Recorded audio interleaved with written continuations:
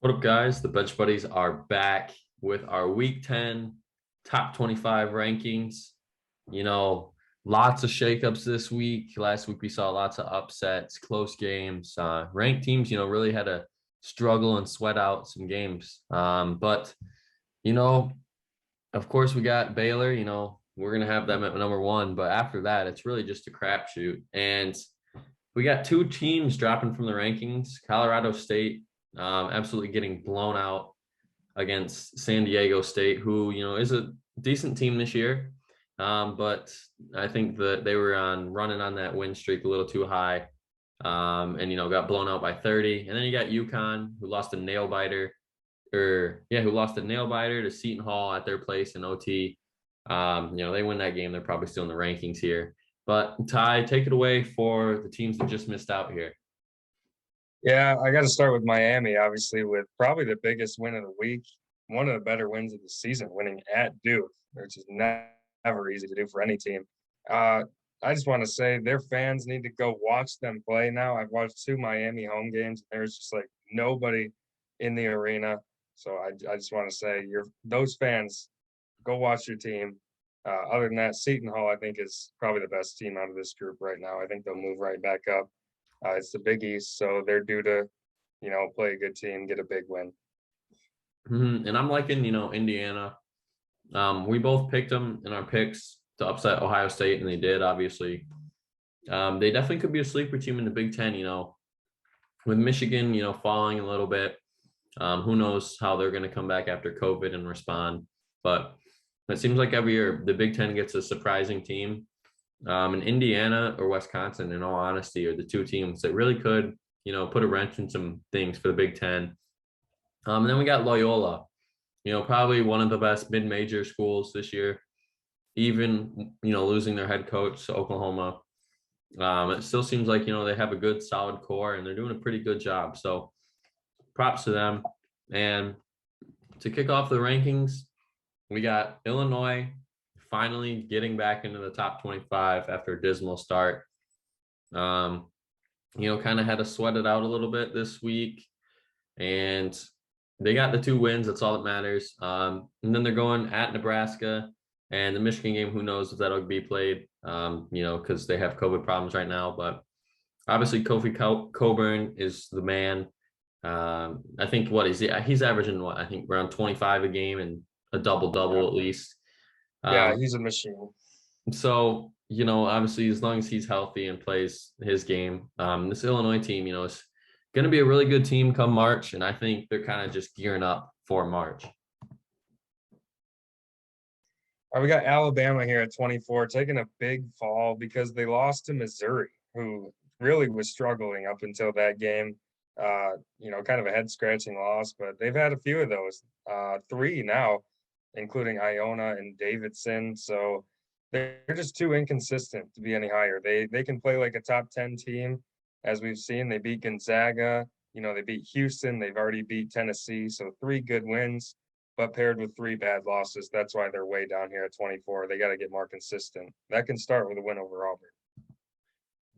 And 23rd, we got the Texas Tech Red Raiders. We finally have ranked them. The AP poll has had them in their rankings for the last month, but we finally gave them the nod here. That win against Kansas is a big win, not just, for Texas Tech because they are a pretty good team in the Big 12 this year, but, winning against Kansas is always a tough task. And I know that they lost to Iowa State at Iowa State, but it was a close game, low scoring game as well. And, going into a place, two ranked teams in a ranked matchup is always a tough tale. But we gave them the benefit of the doubt here. And now tomorrow, or actually today, when you're seeing this video, they're going to go against Baylor. Should be a great game. Baylor's looking to stay undefeated, but Texas Tech will give them a game. And then I expect them to beat Oklahoma State and Kansas State. But those are two teams that, could pull off an upset, as we've already seen both those teams do this year. We got Texas, another team taking a big fall, and another team that's inconsistent. They have a ton of talent, but their issue is they're not very athletic, and that has proved to be an issue this year. Chris Beard especially is a guy that needs athletes. with what he asks out of his teams on defense. Hasn't got it so far out of Texas. Haven't quite gelled how they were supposed to, and they took a loss at Oklahoma State. Now they got two tough games this week, two teams in our rankings, so they gotta turn around fast, figure things out. Otherwise, it could be a tough Big 12 season for them because there's really no off nights in that conference. 21st, we got Tennessee, who somehow they stick around in our rankings. We're not really too high on this team because they always collapse at the end of the year. But the LSU game, I mean, geez, did they want to win? It feels like, that's kind of being nice saying that too. And this week, I think they're going to have another 1-1 week. South Carolina at Kentucky. Kentucky's looking, capitalize on the SEC and having an easier side of the schedule, besides the LSU game. But I don't know. This Tennessee team could really flip, and I think these next coming weeks are really going to see what side they're going to flip on. Ohio State. So apparently, I get all the teams with big drops this week. That'll be the trend. Ohio State takes a drop, 6 spots here. Now they go to Wisconsin. They got to figure things out. The Indiana game, they kind of got exposed. Indiana really locked down EJ Liddell, and Ohio State really couldn't find any scoring outside of him. So right now, the key to beat him is lock down Liddell and don't leave Justin Arns open from 3. And they scored 51 points. So obviously that worked. They got to figure out how to score with other players going forward, especially against Wisconsin. Bounce back win against Northwestern, which was a decent win without head coach Chris Holtmann. But going forward, they need a second guy who can step up and score. 19th, we got a team moving up because of all those losses. So we got the Xavier Musketeers, and I expect them to be falling next week just because they're in the Big East and they're going against Villanova. So I don't know. This is a team that the Big East is wide open, and I think they have one of the mottos of "Why not us?" It seems like they get overlooked every year. Since they made it to the Final Four a long time ago, it feels like at least 5 years ago. This team has really been irrelevant. And this year, it really looks like they can, make a run, but at what cost?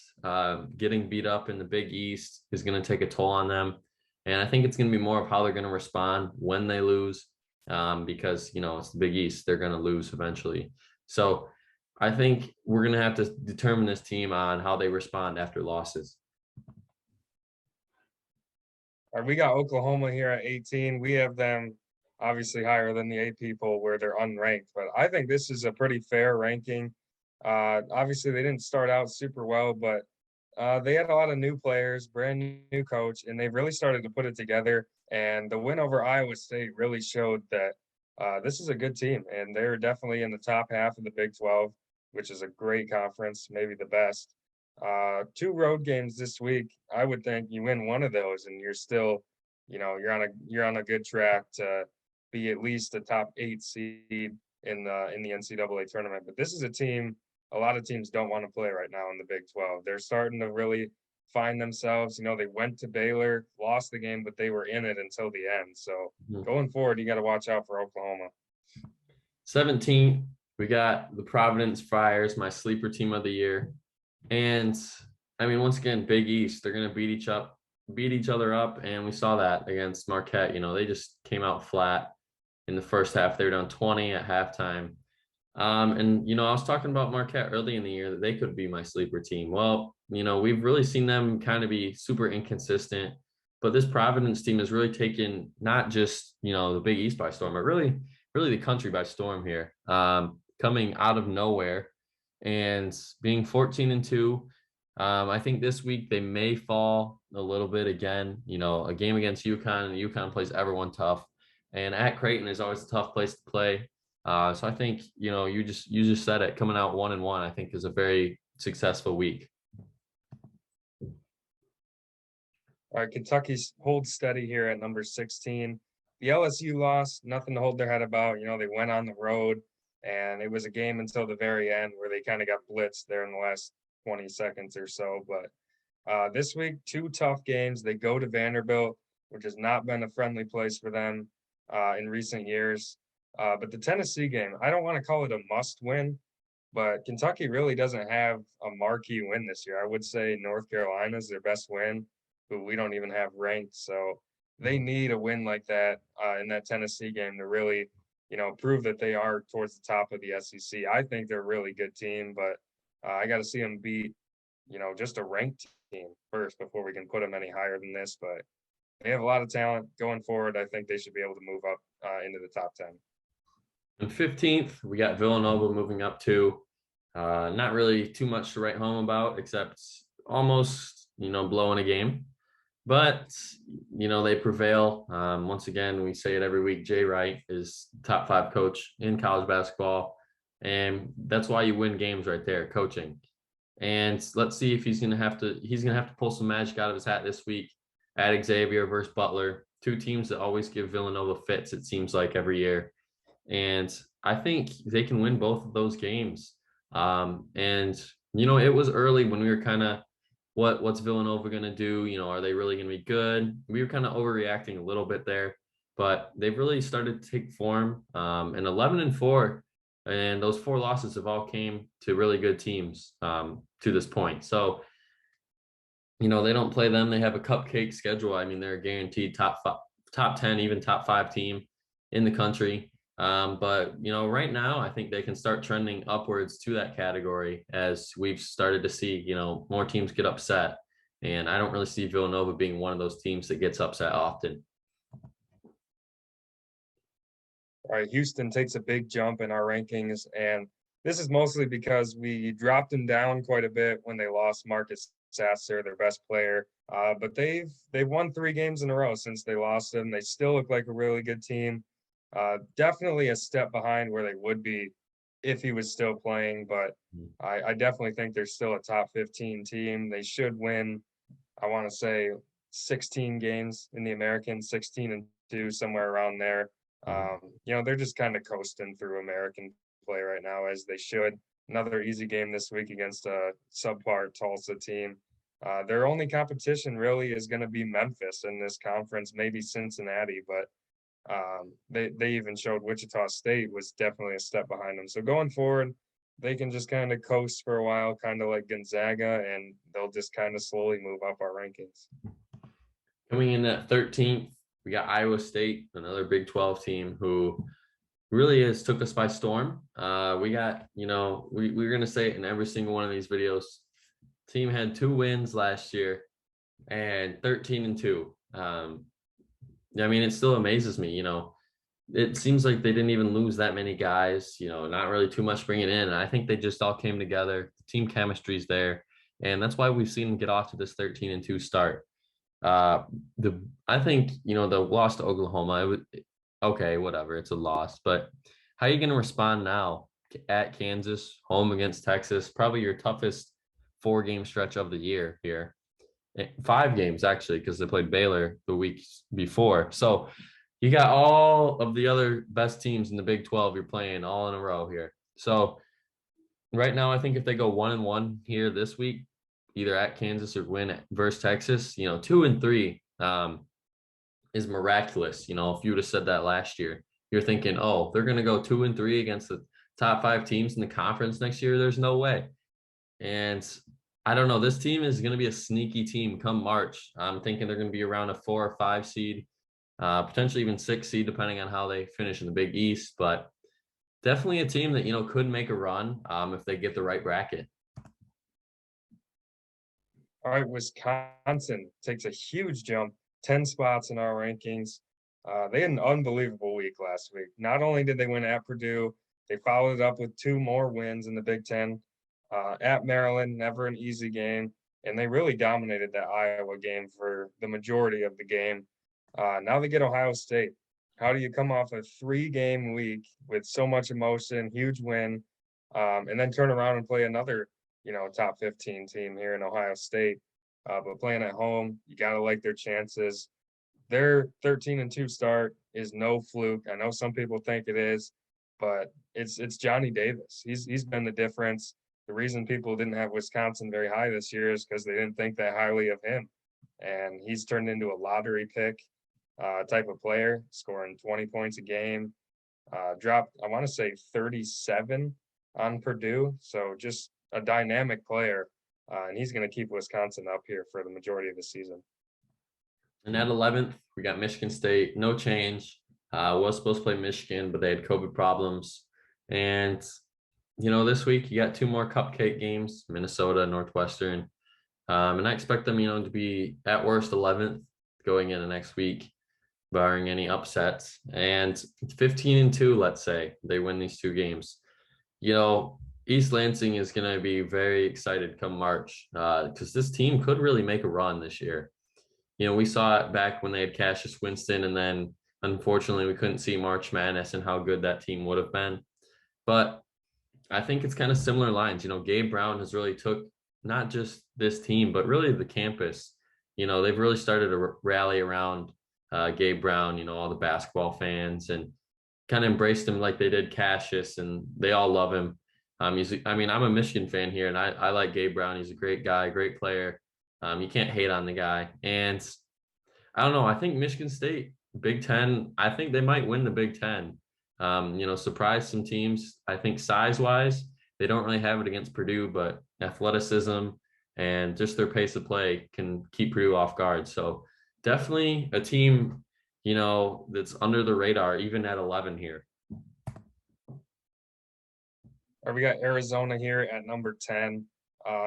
Drops one spot. The problem for them is they haven't really played a lot of basketball the last couple of weeks, coming off that Tennessee loss. And I was kind of disappointed. I wanted to see them play those UCLA and USC games and learn more about this team. Didn't get to see that because of COVID. So going forward, they got a couple easy games. The Pac-12 is very weak this year, outside of the top three teams, which are all very good. But other than them, very weak conference. So unless they're playing USC or UCLA, they should win all those games, barring a couple upsets here or there. So going forward, they're just going to kind of coast for a while. And at 9, we got Duke falling after that shocking upset loss to Miami. And how are you going to respond this week? I think that's the big question. And they should respond fine. At Wake Forest, though, is, a very tough place to play in the ACC. But normally Duke does go in and win there. But you never know. And NC State, it seems like in football and basketball, they're a tricky team that really could pull an upset anytime. And I just can't see Duke losing at home again and getting upset. What's that? Their second time getting upset at home. So I can't see that happening 3 times in the last, 2 months, which is unheard of for Duke. So I expect them to move back up after next week and, get right back on track for the ACC long haul. All right, Kansas drops 2 spots after their loss to Texas Tech here.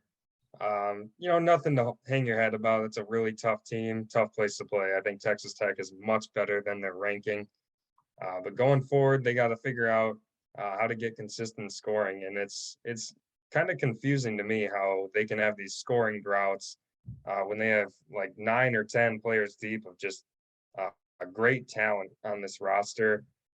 Tons of shooters. They should be able to find scoring. These long droughts they've had in the last 2 games, definitely something to keep an eye on going forward, but I think they'll get it figured out. They have too much talent on both sides of the ball. So this week I could see them winning both of those games and, getting right back on track. I think they're still the favorites in the Big 12. Never mind. Forgot about Baylor.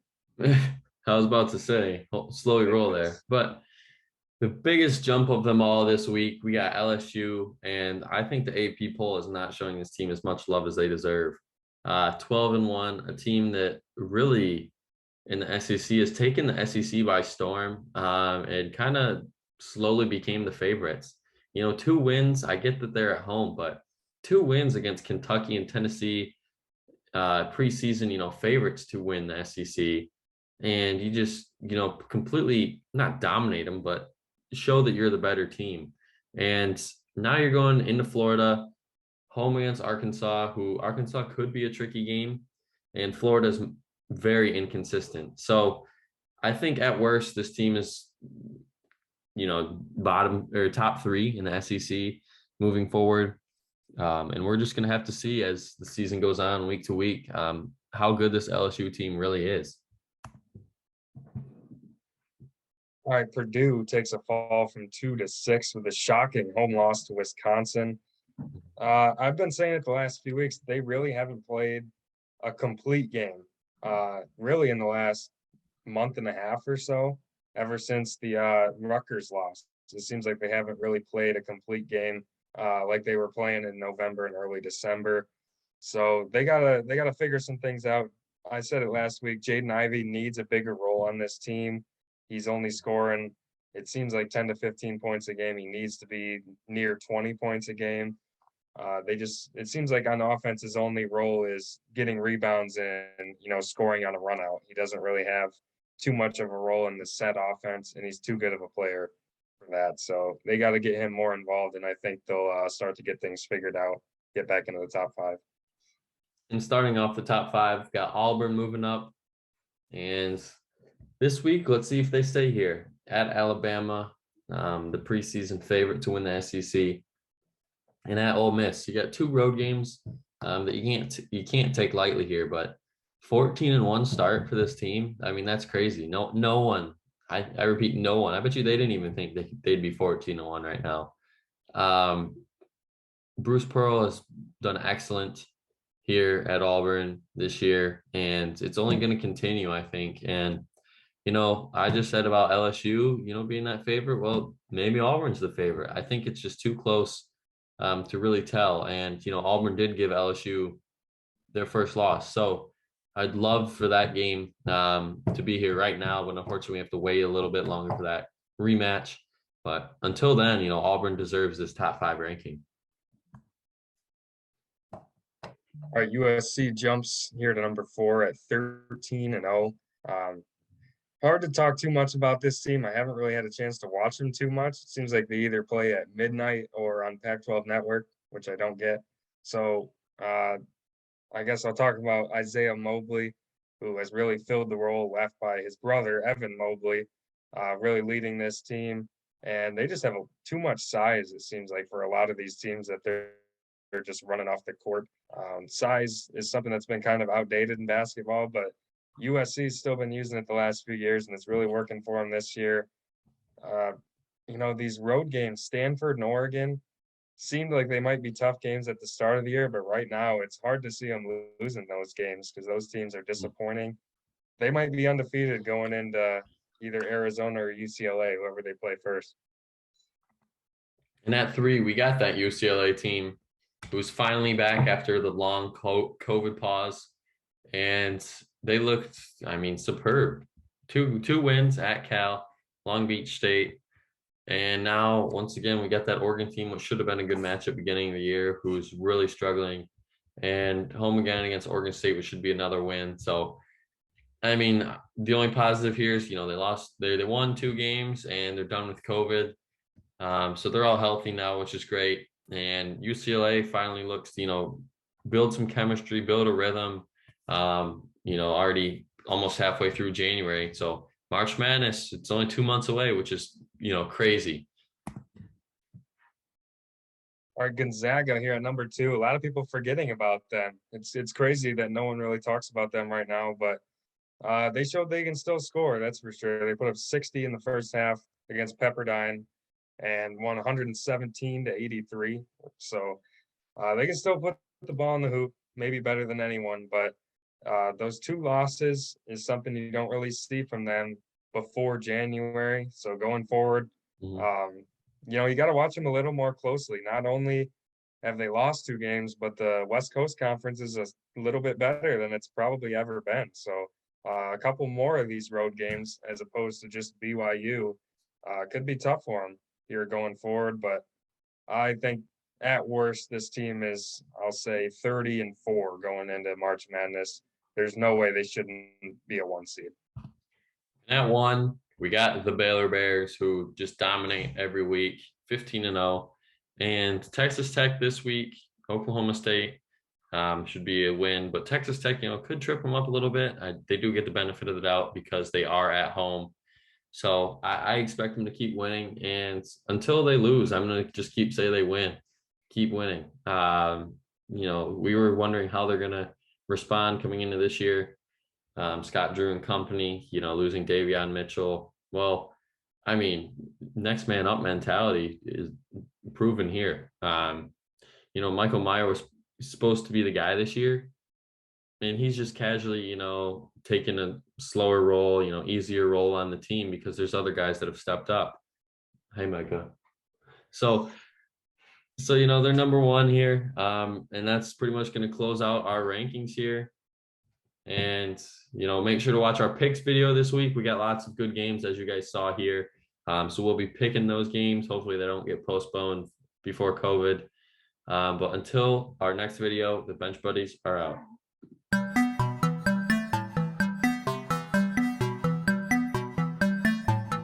She never called back.